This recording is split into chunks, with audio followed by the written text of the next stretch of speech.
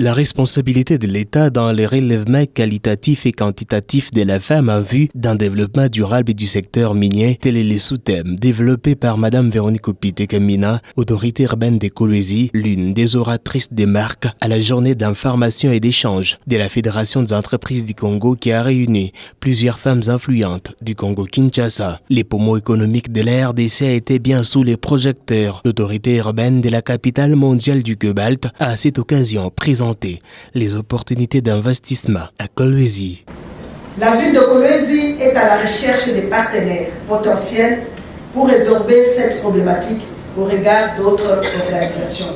Comme je viens de signaler qu'il y a déjà des femmes qui sont engagées à sensibiliser les autres femmes à aller dans le secteur artisanal, quitte à nous, ville et d'autres partenaires, de les encourager quant à cela. Ainsi, l'objectif poursuivi est de promouvoir le gender dans le secteur minier.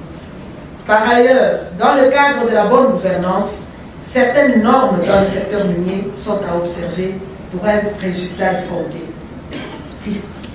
Il s'agit de la formation de la femme qui s'intéresse aux activités artisanales et minières, l'organisation des matinées d'information par des femmes ingénieurs, des mines et géologues pour que les autres femmes puissent être informées. Et éviter les stéréotypes. La femme peut être également négociante au lieu de descendre dans les trous incertains de l'artisanat minier. Pour ma part, ces stéréotypes sont plus pour protéger la femme que de la stigmatiser. Véronique Opité-Kamina a dans son intervention mené un plaidoyer en faveur des femmes de sa ville qui s'intéressent généralement aux mines. Que ceux-là qui font confiance aux hommes quant à l'achat des minéraux d'origine artisanale le fassent également pour les femmes. La non-discrimination et l'objectivité de traitement entre les investisseurs. Que les sociétés minières œuvrant à Kolwezi prennent en compte les sous-traitances dirigées par les femmes, Madame Chantal et Madame Marna. Que les décideurs des sociétés minières puissent également privilégier le recrutement des femmes à la tête de leur société.